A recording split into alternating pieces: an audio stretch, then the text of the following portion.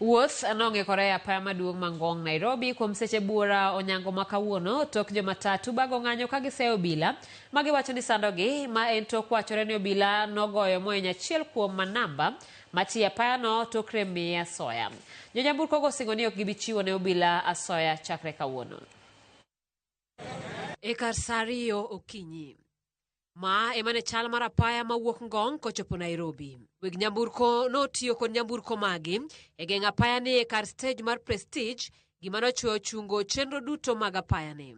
Odiochieng' tulu apaya ni masiko ga kawo dich kalore kod jowuoth mathoth matiyo kode ne onge nyamburko moro amora manoyiene luwe. Kuom mano jowuoth ne chuno mondo loro wuothi kata manyo apiko mondo chopgi kuonde mane gidhiye. Wachore ni obila nomako achiel kuom manamba matie sako mar Intersako mag nyamburko mating'o jowuoth modak Dagoretti kendo sande kapok oweye kod hinyruok maricho. 3 days ago tulishikangu hapa Prestige hapa. Kuna askari mwenye alikuja hapo hakuwa na uniform, sikuwa namjua. Tukaanza kupishana na yeye kupishana. Ila mambo ya kupishana, askari mwenzake akakuja. Akanipiga kofi.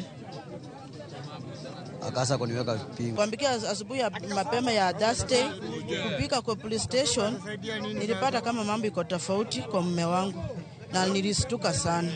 Kufika hapo nikauliza ni nini mbaya juu nilipata mwenye alikuwa anafanya na yeye kazi. Nikamuuliza ni nini mbaya, akaniambia ndio huyo bwana wako amelala hapo chini na sijui ni nini imemfanyikia. En gimano wang'oye jotich mag nyamburko matiyo kod apaya ni gimano miyo giwuok oko mar bago ng'anyo ka gikwedo wach makamano. Tulipofika kwa station tulipata akiwa hali mahututi, hakuwa anapumua, alikuwa na nose bleed. Then tuka initiate process akapelekwa Kenyatta hospitali.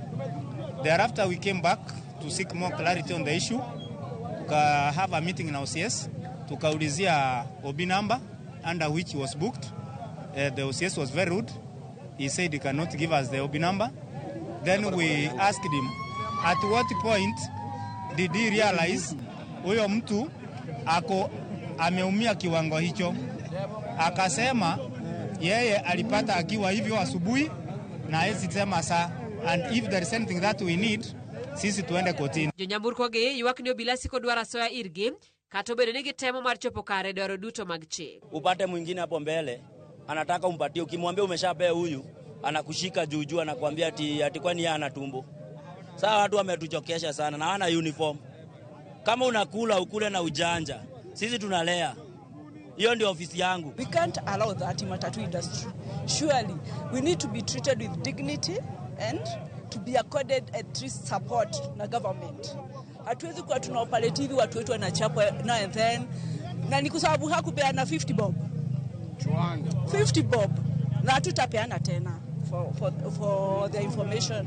Hatutapeana hiyo pesa. Justify go out. Tutaambia waende nje wafanye job wapate hiyo pesa. Vile si tuna imagine wake up at 5 alafu mtu akuja kupige because of 50 bob. That's what we've been experiencing. Actually tumekuwa tumenyamaza. The President of the Republic of Kenya the other day was addressing a member of parliament about corruption in the parliament, and there is outright bribery and soliciting of corruption money from the matatu workers, which is not fair. We the police